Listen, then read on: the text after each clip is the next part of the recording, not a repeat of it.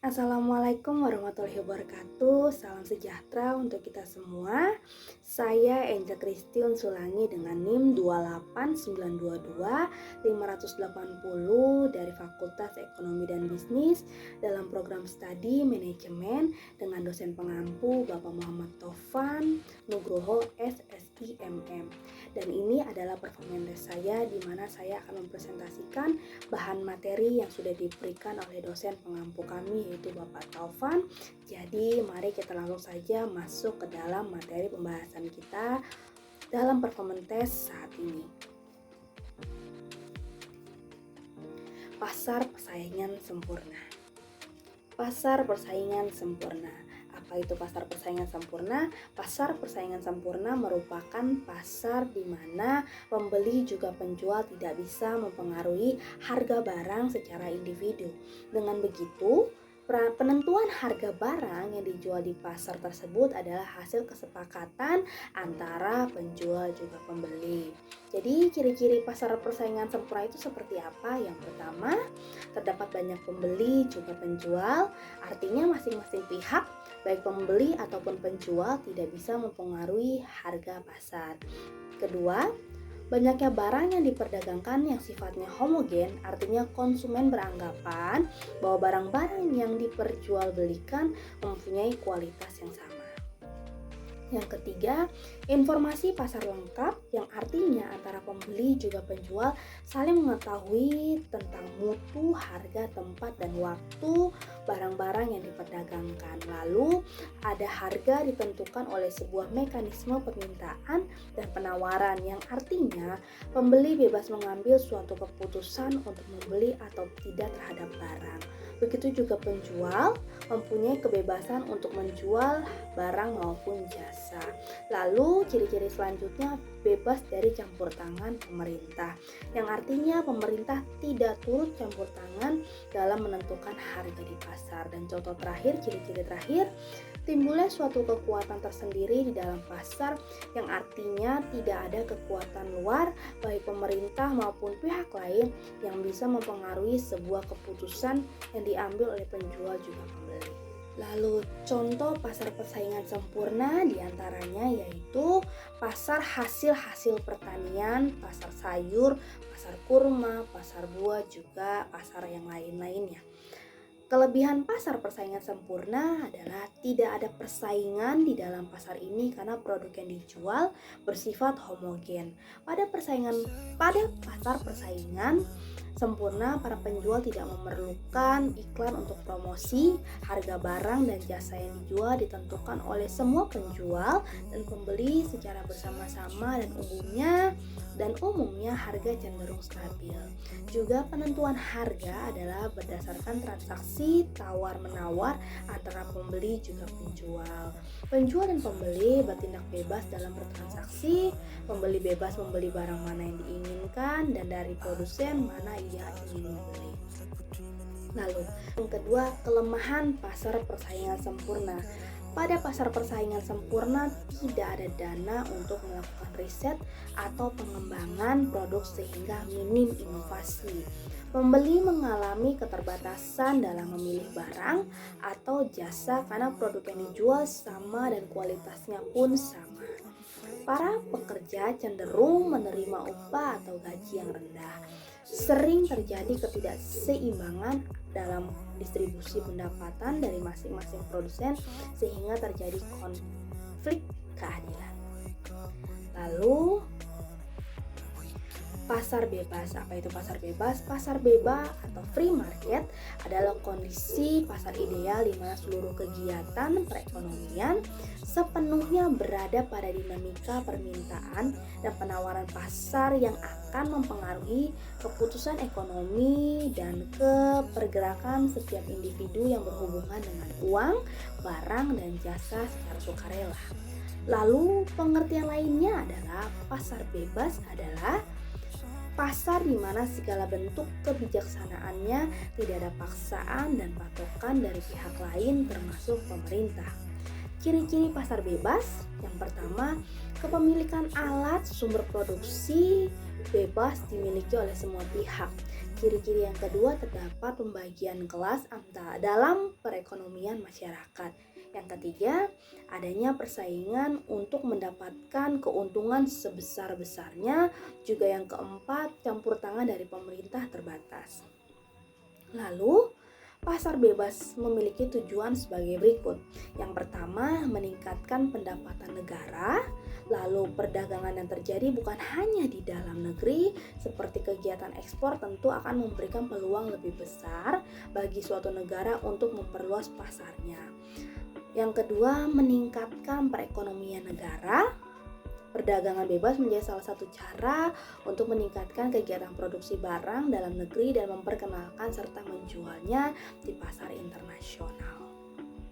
Lalu tujuan yang ketiga, memperluas pasar, bukan hanya memperluas informasi tentang produk dalam negeri, namun pasar bebas dan perdagangan bebas yang terbuka ke beragam negara juga dapat meningkatkan jumlah konsumen dari produk tersebut. Bahkan suatu produk ada yang mungkin lebih laku di negara lain dibandingkan di dalam negeri kita sendiri. Memenuhi kebutuhan dalam negeri, keberadaan pasar bebas memungkinkan masyarakat untuk mendapatkan peluang lebih besar. Lalu, pasar persaingan tidak sempurna. Apa itu pasar persaingan tidak sempurna? Itu suatu bentuk pasar yang mencerminkan sebuah kondisi di mana hanya ada penjual tunggal atau beberapa saja. Hal itulah yang menjadikan pembeli terlihat begitu masif. Dengan kata lain, hal tersebut hampir sama dengan sebuah produk tunggal yang tidak memiliki cadangan lain ataupun penggantinya. Ciri-ciri persaingan tidak sempurna, yang pertama, jumlah penjualnya sedikit tapi banyak sekali pembelinya.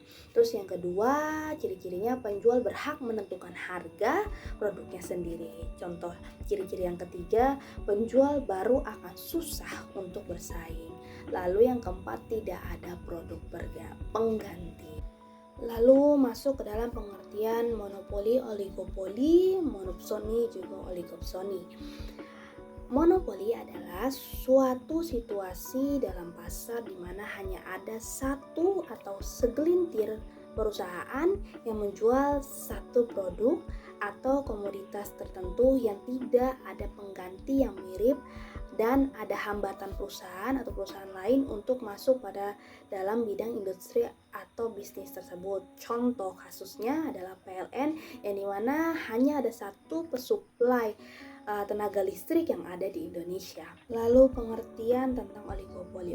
Oligopoli adalah pasar yang dimana penawaran satu jenis barang dikuasai oleh beberapa perusahaan saja, atau pengertian lainnya, penjualnya sedikit tetapi peminat atau pembeli atau konsumennya sangat banyak, sehingga sering terjadi ketidakseimbangan. Contoh dari perusahaan oligopoli adalah pabrik atau perusahaan BioPV film, yang dimana memproduksi plastik printing ini di Indonesia hanya ada 6 perusahaan, sedangkan mereka harus mensuplai ke seluruh Indonesia. Lalu monopsoni. Monopsoni adalah keadaan pasar dengan jumlah penjual yang banyak, namun pembelinya hanya satu atau tunggal.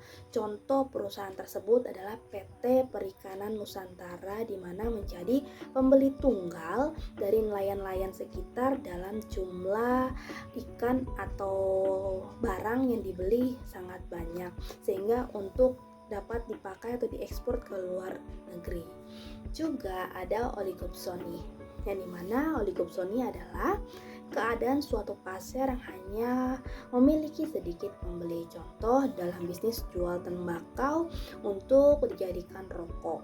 Untuk produksi rokok, pabrik rokok akan membeli tembakau dari petani tembakau, lalu ketika rokok sudah jadi akan dijual kembali kepada pembeli yang disebut sebagai distributor. Lalu dari distributor nantinya rokok-rokok tersebut akan dijual kembali pada konsumen akhir. Etika konsumen. Bisnis dan perlindungan konsumen. Perlindungan konsumen adalah keseluruhan peraturan dan hukum yang mengatur hak dan kewajiban konsumen dan produsen yang timbul dalam usahanya untuk memenuhi kebutuhannya dan mengatur upaya-upaya untuk menjamin terwujudnya perlindungan hukum terhadap kepentingan konsumen. Di dalam realitas bisnis tidak jarang dibedakan antara lain hubungan konsumen dan produsen.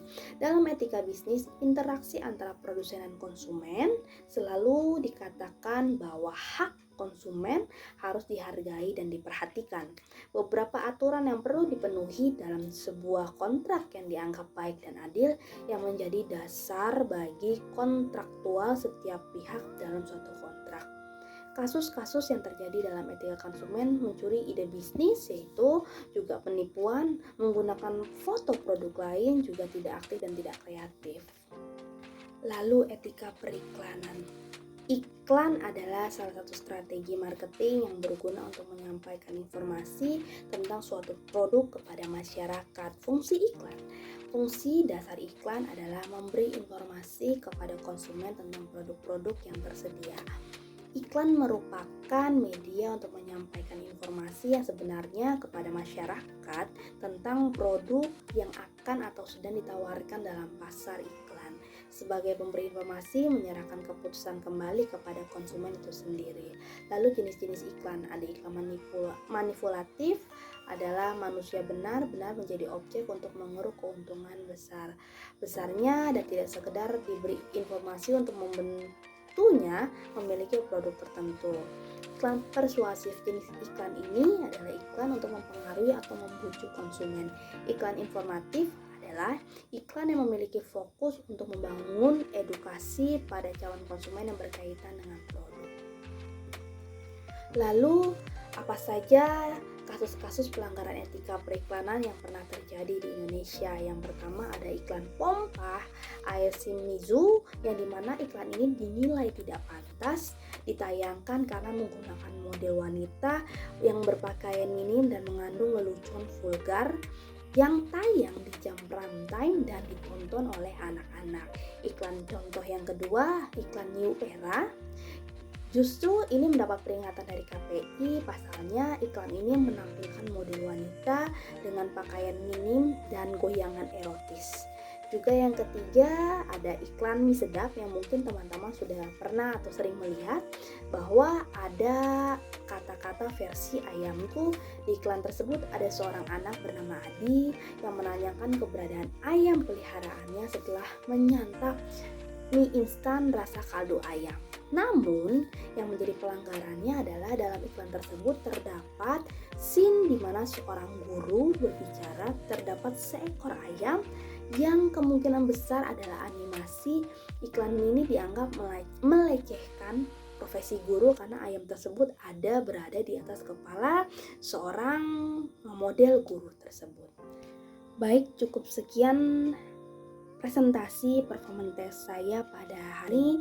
Kiranya presentasi saya boleh membantu teman-teman yang sedang mencari pengertian atau pengetahuan tentang etika bisnis, yang dimana di dalamnya ada beberapa hal yang saya bahas, dan semoga juga performance test ini atau presentasi ini juga boleh membantu saya dalam memberi nilai yang baik dalam ujian akhir semester 1 saya.